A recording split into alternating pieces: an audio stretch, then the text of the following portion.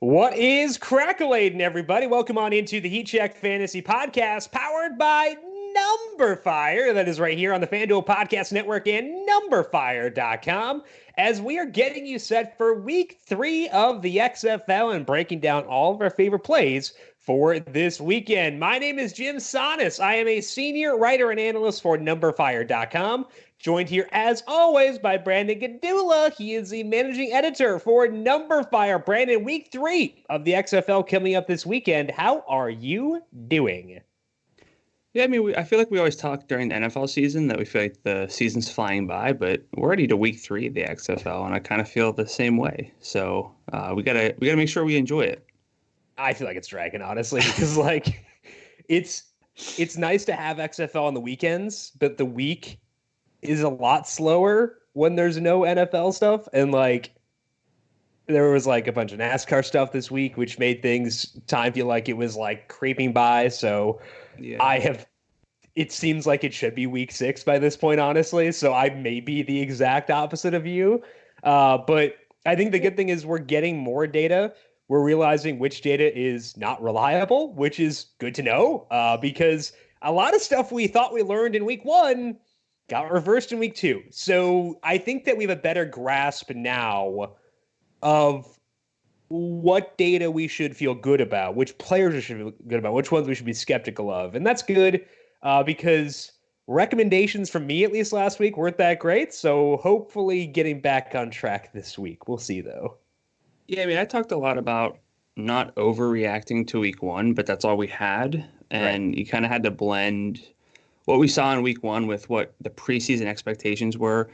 The big thing for me is that my preseason expectations didn't fully match week 1. And then also week 1 didn't really match week 2 for a lot of teams in terms of their usage. So it's a little tough to figure out which players we can fully trust, but there are a few, and that's going to be the key for me. Kind of narrowing things down for my core, which should probably be the focus for a lot of us. Right. And that's a good thing too, because I think that when I'm filling out lineups, I always feel better about my teams if I have a tight core and I really focus on a couple of players. It's unfortunate when that player is Joe Horn and Joe Horn gets hurt or doesn't play very much. But the upsides of that when it does work out are pretty big. So I think that's probably the right way to play it here. If you are listening to this on the Number Fire Daily Fantasy Podcast feed, a lot of big stuff coming up every week here on the Number Fire Daily Fantasy Podcast feed. NASCAR podcast generally going to go up on Wednesday. One is already posted for the Pennzoil 400 out in Las Vegas. Talked about that. We also have our PGA DFS podcast, which goes up every Tuesday. That is also live on YouTube, as is the XFL show every Tuesday and Thursday, 10 a.m. Eastern time. Just go to YouTube, search for FanDuel. It'll probably bring up a lot of very weird sites, but hey, look for the official FanDuel page, and we will be there at 10 a.m. every Tuesday and Thursday.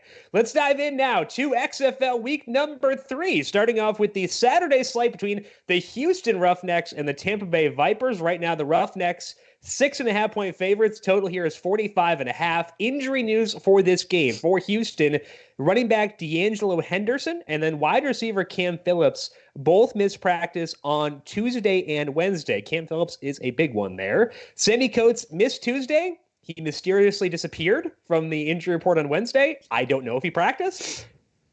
Great question. I think he practiced because he's not listed on the injury report anymore, but usually he'd be listed as full. He disappeared. Just being transparent, I have no idea where Sammy Coates went. Maybe he evaporated and I can no longer worry about him. That'd be great. For Tampa Bay, Aaron Murray and Nick Truesdell missed practice on Tuesday and Wednesday. Murray has a foot injury, didn't play last week. Truesdell, interesting that he's not going. I'm not sure how viable he is given the state of that offense, but interesting that he has not practiced yet. Brandon, let's start things off here with you. I do not have high expectations for Tampa Bay in this game. I do have high expectations for Houston. What do you see for this one? Same thing. I mean, Tampa Bay runs a lot of plays. Houston has faced a lot of plays for what we can kind of use in a 2-week sample in terms of play volume. But the big thing for me in this game is that obviously we're going to prefer Houston, but just talking frustratedly about Tampa Bay is not only are they not living up to the expectation that we thought in terms of the preseason, they really messed up their player usage in week 2. And so, I mean, I'm just going to kind of vent about that because it's really difficult. If we're going to have a team that's bad, we need to make sure that there's some sort of concentrated volume.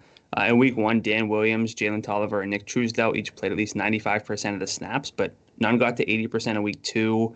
Williams was down below 60%. Tolliver was at 66%. Williams does tie for the team lead with Reese Horn with a 19.7% target share on a very bad offense. If you're familiar with the NFL, 20% target share for a team leader is not very good. So that's like the Titans. Everyone's a Titans pre AJ Brown.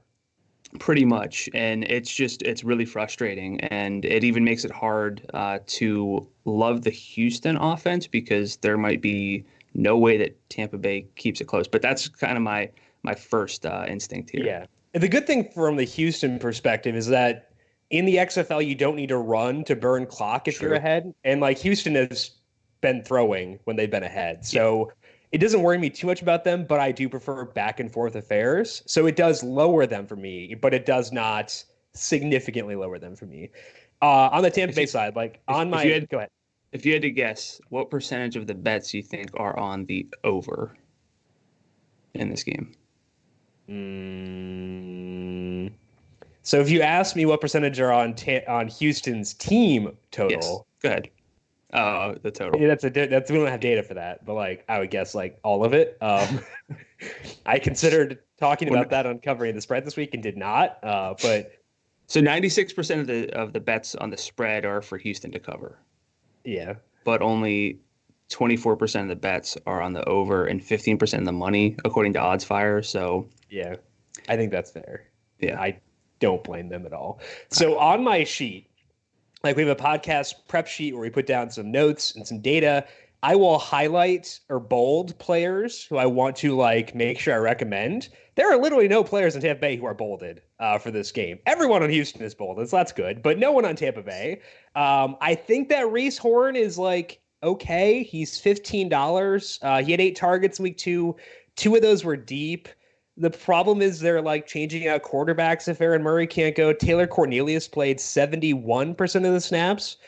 Quentin Flowers played 29%. Both of them played very poorly. So I don't have any faith in this passing offense. I don't know how often they're going to throw. So like if I had to go someone, I'd go Reese Horn. But they also they traded for S.J. Green this week. We talked about him last week as being this guy coming over from the CFL. He is now on Tampa Bay. They listed out their depth chart yesterday, and S.J. Green is a backup, so he's not ahead of Reese Horn. But that also just tosses another question mark into the fold on a team that already is not great from a usage perspective. Yeah, I mean, I want to say that there's something here. Now, I will. I mean, you don't have to. I'm fairly okay with the running backs, which was kind of a 50-50 split last week between Davion Smith and Jacques Patrick. But Houston, I mean, for as well as we can rely on something like yards per carry through 2 games, Houston's first there, and the Vipers just don't profile to run the ball efficiently in this game. So if I had to pick any Vipers here, it might be one of the 2 running backs. But I realistically would be more inclined to go with someone like Reese Horn just for the stack purposes. But I wanted to get the Vipers out of the way, frankly, so that we can have fun and talk about Houston. Yeah, Pro Football Focus has like rushing defense grades. Houston is second best in that. So like that kind of backs up what you were saying. So I would go Reese Horn too if I had to go one. I'd prefer Jacques Patrick over Davion Smith. They played the exact same number of snaps last week, but Patrick is cheaper. And I want as little salary tied up in the Vipers as possible. That's the main motivation there. I would prefer Horn over both, though. On the Houston side, I think everyone's in play, honestly. PJ Walker, $23 for the Saturday-only slate, but he's been really good. 7.7 adjusted yards per attempt and a 30% deep rate. Now, I will note, adjusted yards per attempt can be fluky for guys with really high touchdown rates PJ Walker's touchdown rate is astronomical. That means there will be some regression there for him, but he's still very good. Like watching him, he has been good, and I don't expect him to crater when the regression hits. So I just expect him to take a step back eventually, but 30% deep rate, the throwing from ahead, I like that. The only thing that could knock Walker for me is that with all the receivers being hurt, it's a little bit risky. The problem is if you're tearing out the quarterbacks on this slate, Tampa Bay's quarterback's terrible. Seattle's quarterback's terrible. Dallas has Landry Jones, and I like the offense. I like the philosophy of the offense, but Landry Jones, his path to upside is a bit more obscure than Walker's. So despite having some expectations for regression on PJ Walker, he is still my number one quarterback on this Saturday-only slate. What about you? Yeah, it's not really that close. It's. I mean, it's he and Jones in anything resembling the top tier. Walker's in his own tier for me, but Silvers and then whatever Tampa Bay's got going on. It's. I mean, I'm fine playing some suboptimal plays. Someone like Brandon Silvers because he will come in at low ownership on a 2-game slate, and in 2 games, I mean, if PJ Walker struggles a little bit and Silvers puts up anything, you can really get a different lineup there. But I think you can still play PJ Walker as your number one, play a lot of them, and differentiate even on a 2-game slate. So I don't want to get too cute and like fade Walker even a little bit. So yeah, I think we're both on the same page that Walker's the number one. It'd be a lot easier to go elsewhere if there were good alternatives, and there really aren't. As far as the other guys in Houston go, Cam Phillips is the biggest question mark, I would say, on this Saturday-only slate because he's $21, and deservedly so, because in 2 games, got 27% of the targets. He has 33% of the deep targets. He's looked good. PJ Walker has hit him downfield. But we don't know what his status will be because we're recording this on Thursday. We'll know more later today because they'll release a status report for the actual game itself. But looking iffy right now. Other guys in this team, Khalil Lewis is $18. He is fully healthy, been kind of decently involved. 19% of the overall targets and 14% of the deep targets. Kind of spendy is the issue, but he'd probably get a lot of volume if Cam Phillips couldn't go. We also have Nick Holley, who he is a running back. He is used like a weird combo type thing. He has 5 targets in both games so far.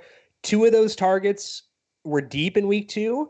So I think that the floor for Nick Holley is going to be pretty good because he gets like high percentage targets and his quarterback is good. So I find Holley interesting. I'm just not sure if the upside is like great because I don't think like 100-yard day is necessarily in his range of outcomes. So a lot of it revolves around Cam Phillips. What do you see with the pass catchers here on Houston? We'll talk about James Butler later.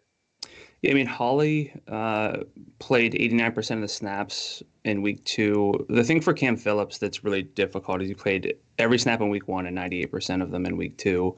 Nobody else on the team is really that close, but Holley then was second on the team last week in snap rate, followed by Khalil Lewis, and then Sammy Coates did fall from 71% to 62%, but Coates is, I mean, he's got a 20% target share, which again, we said is not necessarily good, but it's attached to a quarterback who can sling it deep. And Coates is tied for the league lead with 6 deep targets. He almost had a touchdown last week, but stepped out of bounds. Shocker. He's $14. And especially if Cam Phillips were to miss, I think that Sammy Coates attached to this offense would get a pretty big bump for me. But even as it is on the 2-game slate with 2 very questionable passing offenses, Coates for $14 is really drawing my attention. Again, there's a possibility he got Thanos to like, I don't know what happened to him. I would imagine that's a good thing if he's off the injury report. Either that or he got Thanos. You don't know. I'm just saying it's very possible he is now Ash. But for $14, I get it. The problem is we were talking about having a tight core before. I am okay having a tight core on players I can depend upon. I don't know if I can depend upon Sammy Coates, given how bad he has been, frankly. So Like, I don't want to say I'd rather go Nick Holly for $1 more, but I would kind of rather go Nick Holly for $1 more. I wouldn't for the sole I get it. reason. Yeah. You mentioned Holly's potential lack of upside. Sammy Coates, if he ever catches one of the deep targets that he gets, so yeah. But I mean, I don't know. He might be hurt, but I just feel like if Sammy Coates plays and Kim Phillips were to miss, Coates would get some downfield work, some red zone work, and that's really enticing to me. I think the biggest winner, quote unquote winner, if Phillips were to miss for me, would be Khalil Lewis. I would just go there personally because, like, again, I don't want to use. He's also more expensive. He is, but I'm okay with that. He's just. I don't want to use the eye test to like determine things because we know that's pretty stupid in a lot of senses. You know, you do want to rely on data, and the data around Coates is good, but like it's so painful to watch him play a lot of times that like it just really hurts me. So I'd probably just try to pay up for Khalil Lewis if Phillips couldn't go. The one I feel pretty good about is James Butler. He hasn't gotten a lot of volume the first two games, only 7 carries and 2 targets in week 2, but he still played 65% of the snaps. Despite thinking Houston will win this game pretty easily, I would not expect them to run much because, again, you don't have to run to drain clock in the XFL, but Butler will be on the field. He will get some targets. He will have scoring chances. He will have conversion chances. Those are all really valuable. So despite the fact I would not project him for double-digit carries, I still think that James Butler is either my favorite or second favorite running back on this slate at $17. What are your thoughts on Butler there? Yeah, I mean, attached to a good offense, playing 65% of the snaps or more in each game, which is quite high for the XFL. We don't have many. We really don't have any workhorse backs in the sense that we know them in the NFL. So Butler's got really one of the best roles among running backs. It's a good game environment for him. They're favored pretty heavily. The implied team total is high. So Butler, he's going to be one of the first places I look at running back. I think I'm with you. I'm not enamored with him necessarily, but based on the alternatives, I think he's kind of very easily just in that conversation. And running back on the Saturday slate is quite thin. There are 2 viable offenses on the Saturday only slate. Both of them have running backs. Cameron Artis-Payne, if you were to go based on volume last week, he'd be better. But Hal Mummy also runs an air raid offense. It's not like these guys are in different offense. It's not like they're St. Louis where they want to actively run. They just happened to have a lot of success running last week, and they stuck with it. To their credit, like if it's working, why stop? So they became the Hal Mummy ground raid offense for a week. I would expect them to be more pass heavy this week. So I view Butler and Artis-Payne as being in similar offenses. Butler is not coming off a huge week. Artis-Payne is. Direct pivot, $1 cheaper. That's why I'd favor him, but like they're both really kind of in the same tier to me. Any final thoughts for you on Houston, Tampa Bay? I mean, just following up off of that, Butler doesn't really have any competition. Lance Dunbar's a thing for Dallas. Yeah, so, true. I mean, if I had to pick one just from safety, I'd probably go Butler. I would agree with that as well. As you know, the XFL is officially back, and there is no better place to celebrate its return than on FanDuel. Enter the $200,000 XFL Saturday special for just $9 and take a shot at the $50,000 first place prize. Simply construct your best 6-player lineup while staying under the $100 salary cap and give yourself a chance to take down FanDuel's biggest XFL contest. For more details, visit FanDuel.com or download the FanDuel app today. Eligibility restrictions apply. Second game on the Saturday slate is the Dallas Renegades at Seattle Dragons.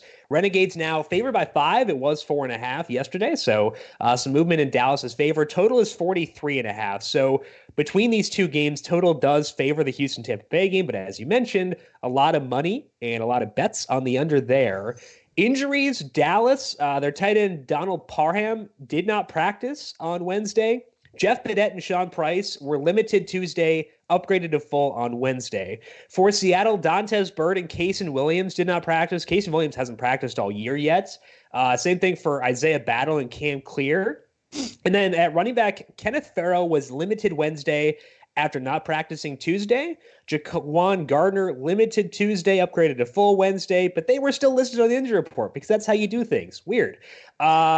Initial thoughts for you on this game, Brandon, between Dallas and Seattle? Well, you alluded to the fact that Houston, Tampa Bay has the better implied team to, or the better over under, but a lot of the money was on the under at 85%, according to OddsFire. According to OddsFire, 96% of the money is on the under in this game. Good. Really good. Seattle just is not a good offense. It's very easy. These are very similar games. It's just really easy to prefer Dallas. I think that there's going to be some leverage by playing the underdogs in the sense that they could probably win like 30% of the time. And there's value in that. But if you're looking from a bankability standpoint, it's going to be Houston and Dallas on the Saturday slate. If you were to go with an underdog and kind of try to go with them from a DFS perspective, I would favor Seattle over Tampa Bay. Would you as well? Yes, primarily because they at least have Keenan Reynolds, who they play a lot. I agree. And they give Dontez Bird, who's hurt, but they've given him a lot of deep targets. Yep. So, and then, I mean, their running back situation's pretty spread out, but if Farrow's out, Gardner was dinged up, but he's looking fine now. But yeah, I'd go Seattle. I would agree. All right. So other thoughts in this game. Landry Jones made his debut last week. He was okay at a 5.9 adjusted yards per attempt, a 20% deep rate. That came against Los Angeles, which ranks 4th in Pro Football Focus's pass coverage grades. Seattle is 7th. So a lighter matchup this week for Dallas than what they had last week. And I think that, again, like we discussed, Landry Jones pretty easily second on this slate behind Walker at quarterback. At running back, Cameron Artis-Payne is $18. In week 2, pretty good numbers, 66% snap rate, 14 carries, 5 targets. He had a 52% snap rate in week 1, so it's not like he came out of nowhere. I think that, like we said before, I have Butler over Artis-Payne, but Artis-Payne is like still very viable. You had Butler over Artis-Payne as well, correct? Yeah, it's mostly to do with the fact that Artis-Payne has some competition with Lance Dunbar in the backfield. We don't really see much in the way of competition over in Houston. So, I mean, look, Artis-Payne played 66% of the snaps in week 2, but Lance Dunbar played 53%.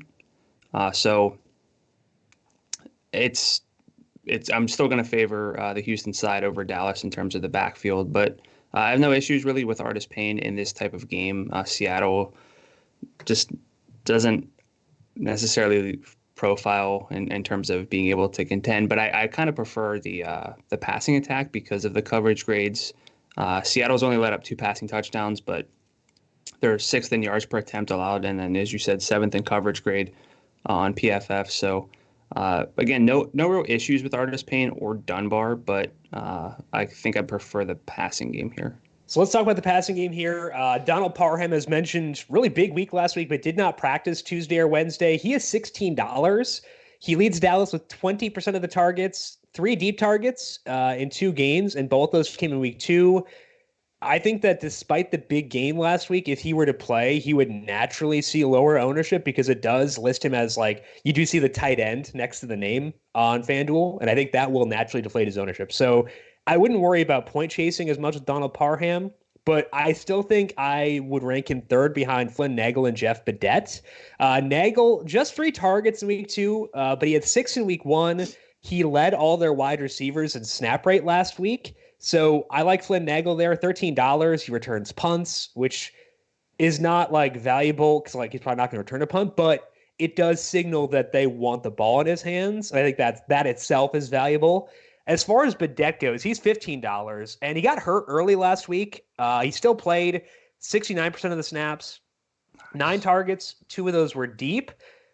The one question that I have is that Jazz Ferguson is $12. I didn't play in week 2 because of injury. I know you love Jazz, and he was not on the injury report on Tuesday. That adds in a little bit of ambiguity to this wide receiver room here. So I am very okay with Nagel, Badet, and potentially Ferguson. And they're all very cheap to compensate for Ferguson being there. I think I'd rank them Nagel, Badet, Parham, Ferguson. But like I'm kind of okay with all of them. What is your read on the pass catchers here, including Parham? Yeah, kind of the same thought. And what's nice to see is that this is kind of like a reverse Tampa Bay. But nobody had more than 61.3% of snaps in week 1. But Nagel, Parham, Josh Crockett, another tight end, Jeff Badet, and I mean Cameron Artis-Payne if you want to throw him in there. All played at least 66% of the snaps.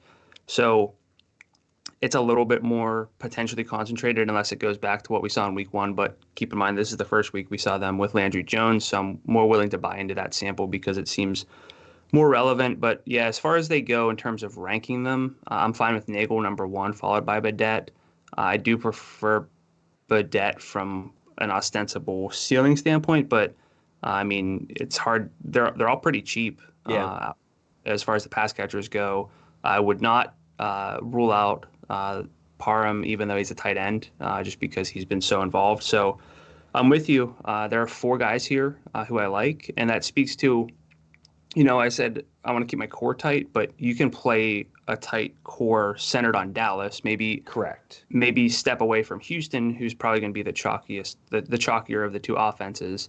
But if you play Landry Jones and potentially 2 of these guys and you kind of rotate in, try to hit on the right stacks, I think that's a very viable way to go. And that might be, I won't say my first thought, but it's going to be up there for me because this is a pretty easy team to like now. I also think it's an easier pitch for this game to be closer because we've been talking about the Pro Football Focus coverage grades. Seattle is second worst. They're 7th in coverage grades. The only team worse than them is Dallas. So these are the 2 worst coverage teams in the XFL, according to Pro Football Focus, which means Seattle sucks. Their passing offense is terrible, but they might be able to accidentally complete some passes. So that's valuable. We like that for sure. So I think that's why I feel pretty good building around this passing game here. Yeah, and these, Dallas is just cheaper overall than Houston. Agreed.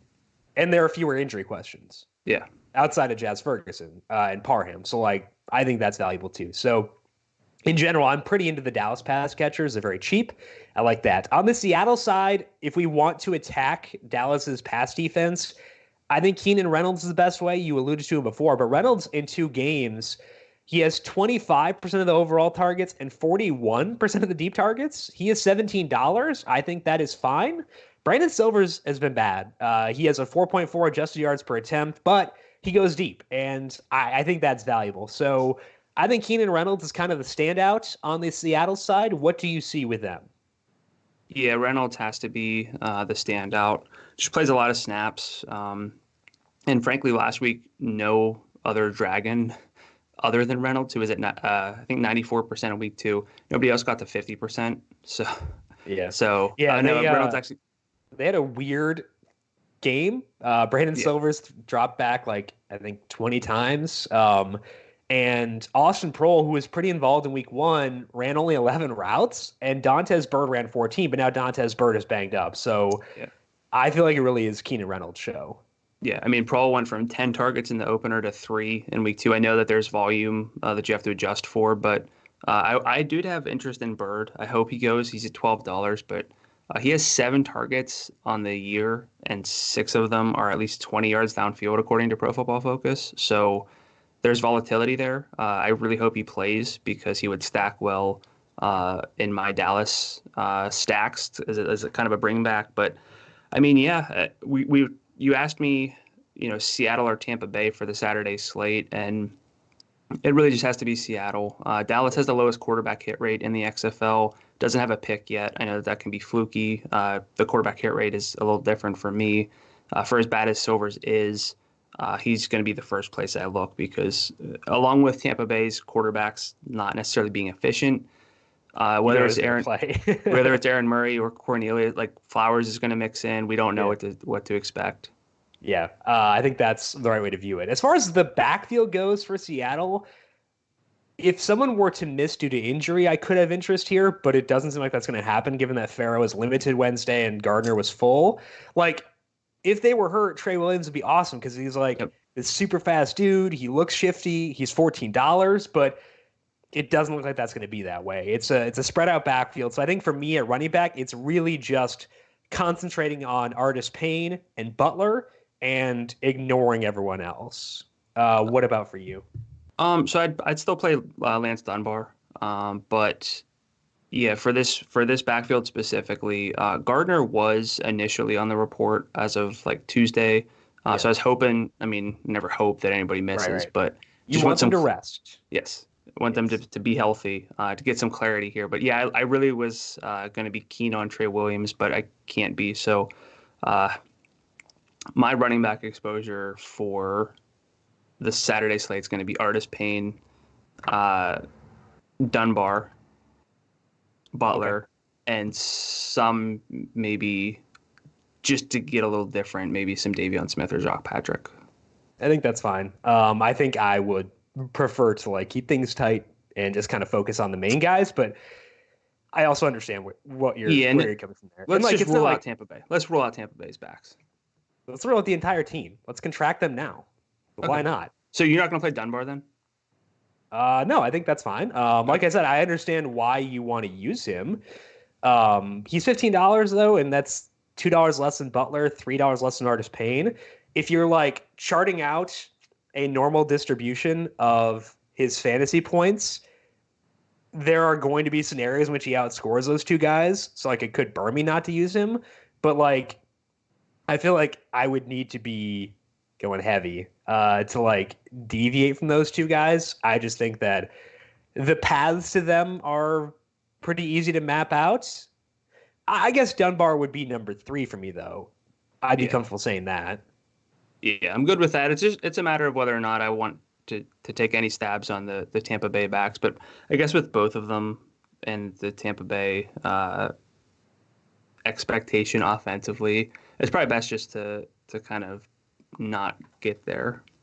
Any final thoughts for you on this game and the Saturday only slate as a whole? I think this is the better game to stack back and forth. It's going to be easier to stack based on what we have, and hopefully Keenan Reynolds gets something going. Well, don't Joe Horn me, man. Let's move on to the Sunday only slate then and talk about, speaking of Joe Horn, the New York Guardians at the St. Louis Battlehawks. The Battlehawks are 10-point favorites in a game with a total of 40.5, which means the Guardians' implied team total is just a laughing emoji. The injuries here for the Guardians, Joe Horn did not practice Wednesday, and then Darius Victor was limited due to a concussion. He left that game early last week and did not return. Guessing it sounds like he'll play this week. They said he'll play on Tuesday. What day is today? Thursday? Tuesday, Thursday. I think. They said it. Whatever. I don't know. They said he'll play on Tuesday, which means he's probably going to play. For the Battlehawks, Matt Jones didn't practice again.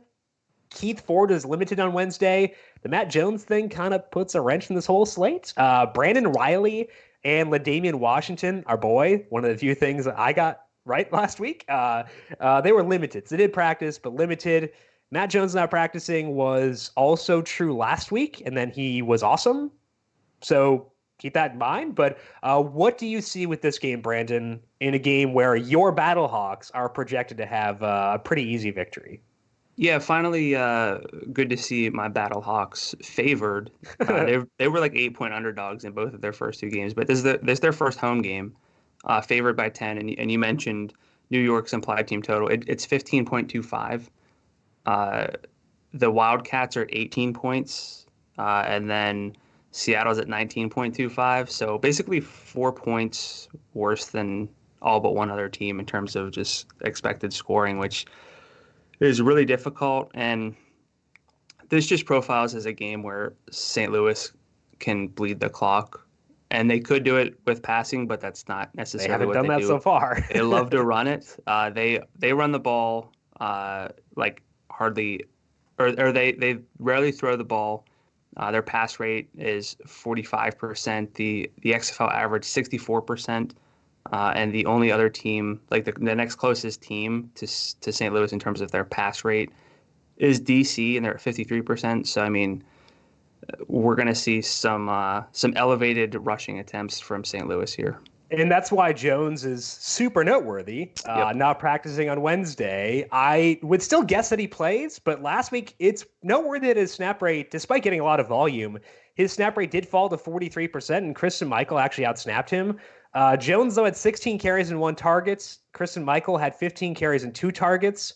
I will like Jones if he plays, and I will happily use Michael if he does not. I want to target the St. Louis backfield. I don't really care who that is personally. Like I don't have a preference anymore just because I know what their philosophy is. Like they've said they actively wanted to be a rushing team. So if Jones plays, cool, I'll use him. If Michael plays without Jones, cool, I'll use him. Any different thoughts for you on the backfield? Well, I was going to ask if Keith Ford, like He's banged up too, so it's like he hasn't gotten volume yet, so I'd rather just go with like the guys they are using, I guess. yeah, That's my thought. But if all three are healthy, do you have any are you worried about Christian Michael? No, I wouldn't use Christian Michael if all three are healthy. I'm only using Michael if Jones is out. Okay. Sorry, I mean, I should have clarified that. yeah, well, I think there might be enough to go around. St. Louis There runs was last week. No, you're right. There was. They run a lot week. of plays. Yeah. A lot of plays. Profiles to be one of those types of games again. I mean, again, there could be value in trying to figure out the percentage of times that St. Louis doesn't just run the ball all over New York. But Yeah. I mean, I'm fine with Michael if Jones plays. I'd rather have Jones in there so I can go with him. But I'm loving what my Battlehawks are doing. Let's talk about Jordan Ta'amu.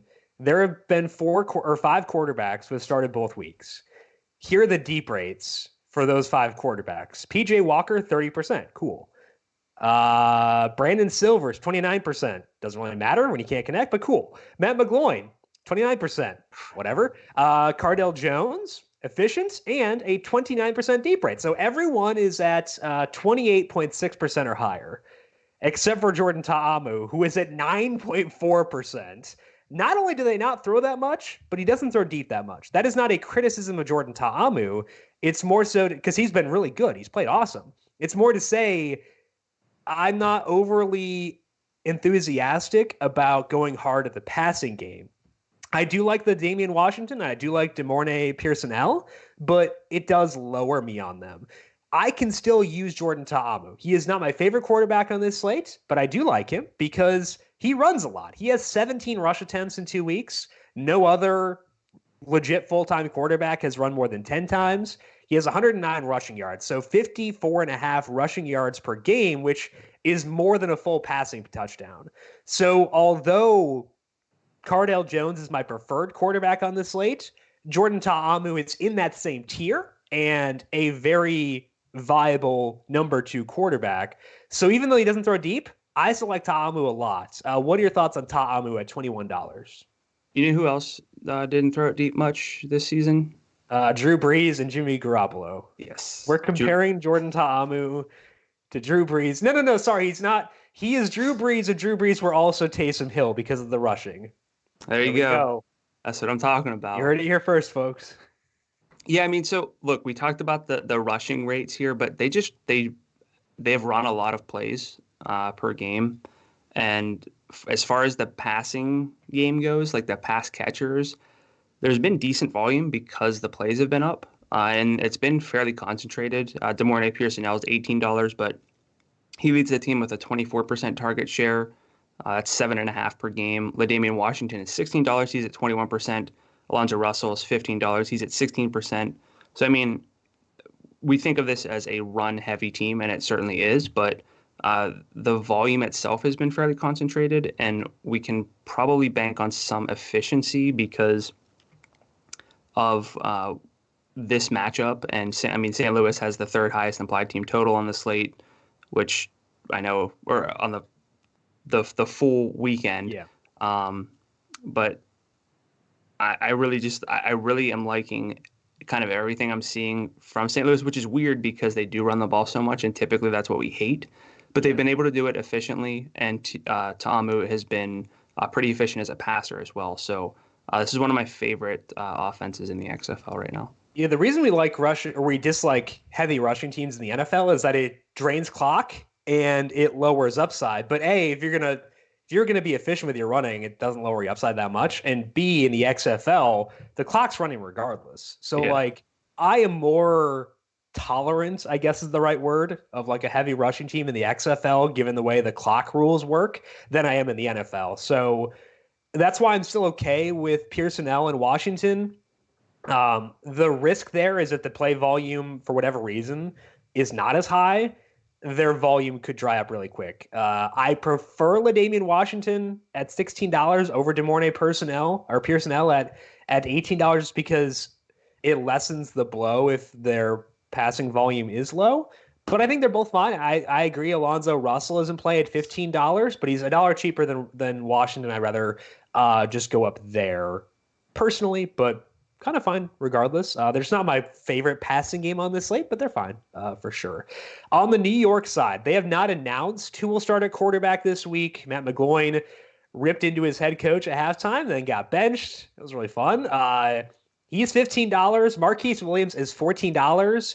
It would be interesting to use Marquise Williams if he were to get the call because he would likely run a lot.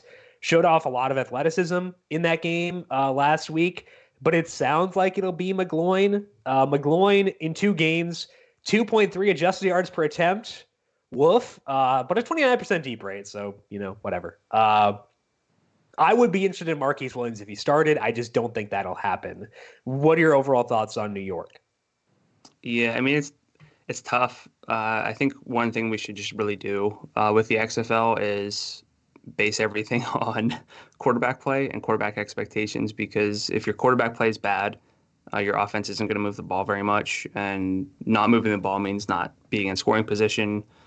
And McGloin's just been really bad. He's last among 11 qualified quarterbacks in yards per attempt. He's 9th in quarterback rating. Now he is $3 cheaper than any other starting quarterback on Sunday's slate, which is something, but that's really all. And they're kind of another team that, like, it seemed like they would feature certain receivers, but I mean, Mekeel McKay is $14. He played 90% of the snaps in week 2, but Colby Pearson, Joe Horn, Teo Redding barely got above 50% in week 2. What's that face for? Joe Horn? If Joe Horn sits, Teo Redding could be unleashed for $11, man. Yeah, I mean, Joe Horn's at $12, Pearson's $13, McKay's $14. So it's a very cheap offense, but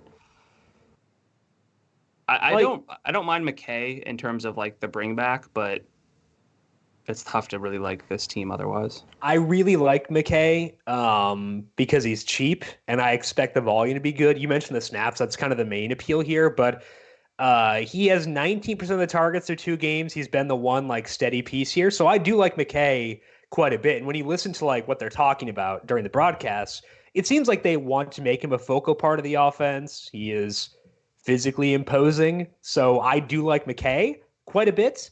I would like him less if Marquise Williams were to start because it might be more of a rush-heavy approach then.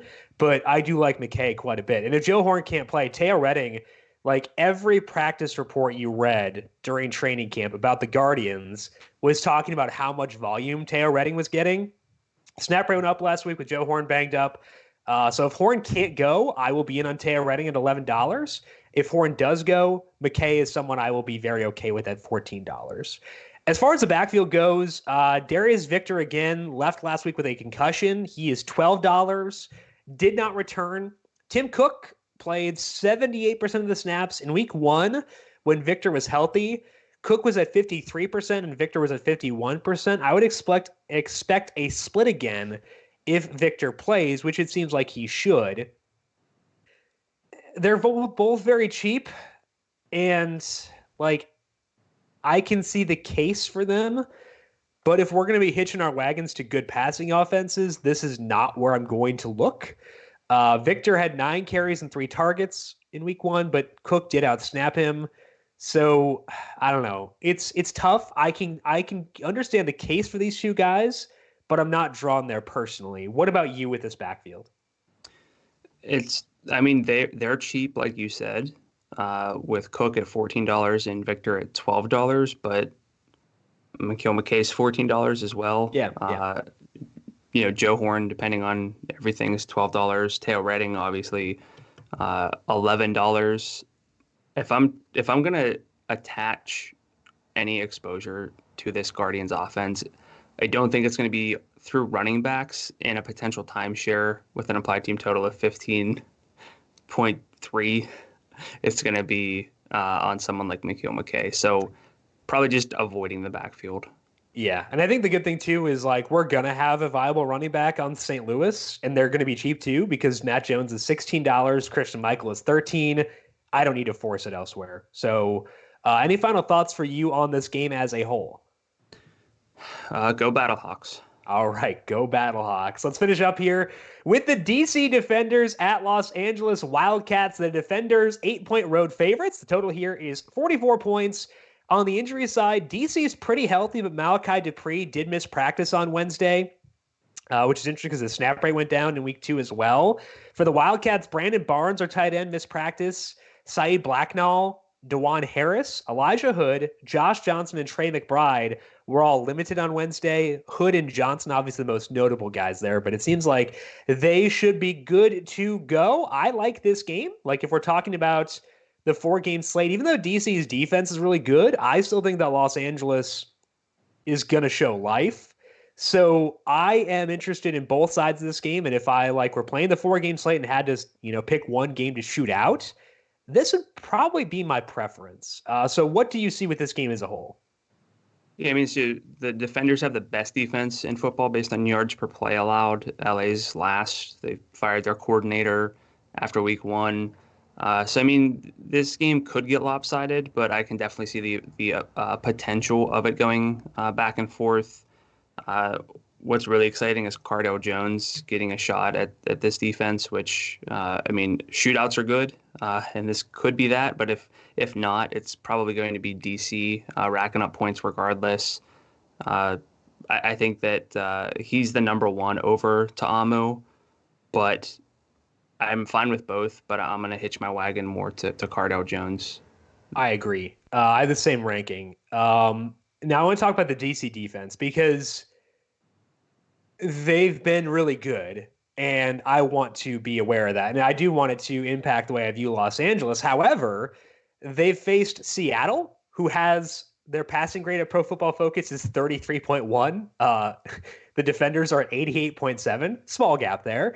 They were terrible. And then Matt McGloin was awful last week, too.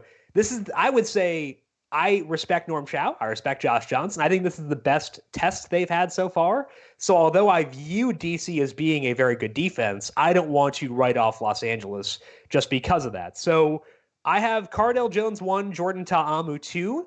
I am considering Josh Johnson, though. I think he is a solid contrarian option despite the matchup. Last week in his debut, I thought he looked pretty good. He had a 6.9 AYA, 32% deep rate. Didn't run a ton, ran 4 times for 3 yards, but now an additional week removed from the injury. I think that's positive for sure. So I think Josh Johnson is viable.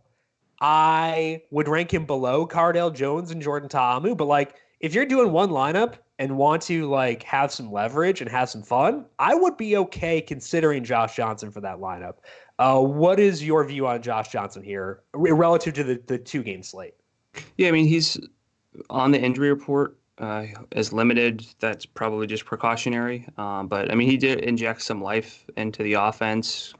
Couldn't have been too much worse than what they had in week 1 in terms of efficiency. I mean, his stats alone weren't amazing, but I'm willing to buy into Josh Johnson. You make a good point about the Defenders' defense, and it's something that is really hard to factor in because this could still be a really good defense. We don't know. Right. This will be, like you said, a really good test. But Johnson has a lot of appeal, and he's got stacking appeal as well, particularly with Nelson Spruce, who last week had 9 targets, so about 26% there. He leads the entire XFL on target share on the full season. Johnson threw to Adonis Jennings, who's $13 seven times. Jordan Elijah Smallwood, who's $16. He got 6 targets. They all three of them played about 80% of the snaps or more. So that's pretty reliable for this trio. So I don't dislike the Wildcats by any means. I'm not going to say that they're my favorite offense. I still prefer DC and St. Louis. What are you grimacing at? I had Adonis Jennings down as 5 targets, and you said 7. I may have written that wrong. But he had 5 deep targets, and my one concern with him is that if his only volume is deep, there's no floor at all. But he's $13. I guess you don't really need a floor there. So I revoke my objection to Adonis Jennings. Consider it rescinded. I agree with your thoughts on Nelson Spruce at $20, 32% of the targets. 3 of them have been deep, but that's who cares, honestly. Josh Johnson went deep quite a bit in week 2, so I would expect him to be pretty fun. I think that Jordan Elijah Smallwood also is there. He's in play. He's had 7 and 6 targets the first 2 games and 17% of the overall targets, 24% of the deep targets, and Smallwood also played all but 3 snaps last week. So if I am trying to use Los Angeles to be contrarian, I think that using Josh Johnson alone makes me different. So I'm okay swallowing chalk with Nelson Spruce. But I'm also okay either using Jordan Elijah Smallwood in the same lineup or going with him over Spruce. I think Spruce is the better play, but I think that Smallwood is also intriguing. I'd rank them Spruce, Smallwood, Jennings, so in order of salary, but I think that Smallwood is pretty interesting too. Anything else you see there? You're right. Jennings has since been updated based on my source. Now I'm just saying, I pulled it and put it in my spreadsheet, now the source is different, which totally. Absolutely. Yeah, but I mean, I don't hate this offense. Yeah. That actually does help Elijah Hood as well. He's $14, played 64% of the snaps in week 2. He had 10 carries and 1 target. He's had only 1 target across 2 games, but he's playing snaps. He's running routes. I think he's fine. DC's rush defense has been softer than his past defense, so I think Hood is in play again. I would rank him lower than the St. Louis running backs. But I think he's still viable. Any thoughts for you on Elijah Hood?